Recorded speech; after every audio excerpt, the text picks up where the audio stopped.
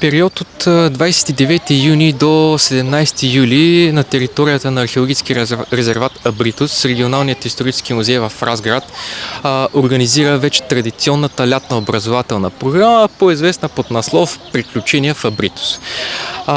Днес приключва първата образователна седмица, като в нея участваха 25 ученици на възраст между първи и втори клас от всички училища на територията на нашия град.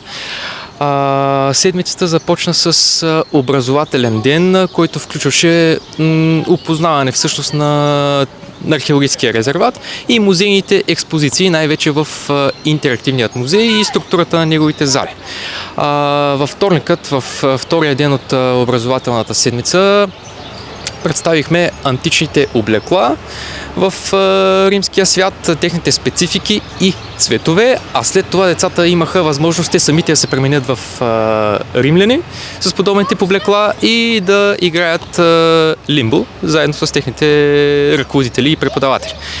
Срядата беше посветена на робите в Римската империя или по-конкретно гладиаторите, като учениците имаха възможност да премерят сили помежду си на Колизеумът в Абритус, ако така може да го наречем.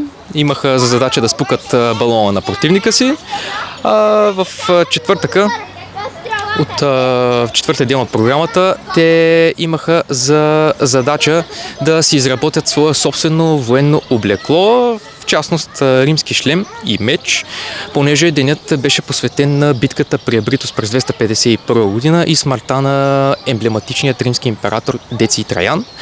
Съответно, днешният ден представя мащабите на Римската империя, силата на римските легионери и нейните територии и граници, като в края на деня ще приключим с връчване на грамоти и подаръци от музея.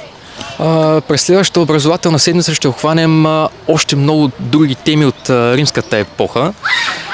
Теми като боговете в римския пантеон, римската архитектура, нейните специфики, различните типове сгради.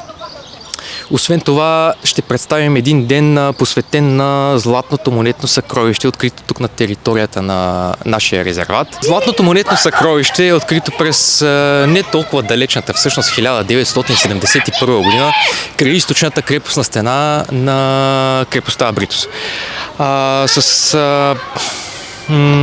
По това време всъщност ръководител на разкопките е дългогодишният директор на нашия музей Стоян Стоянов, който се натъква на него.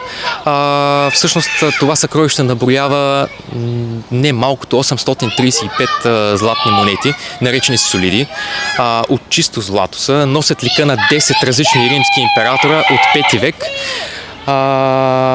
Съответно 4 кг, както вече споменах, най-голямото златно монетно съкровище на територията на нашата държава. От късната античност, всъщност. Освен монетите, децата ще имат възможност да се запознаят и с кулинарията в империята. Ще представим таберната и един ден, да речем, на римската търговия и различните типове стоки, използвани от римските домакини.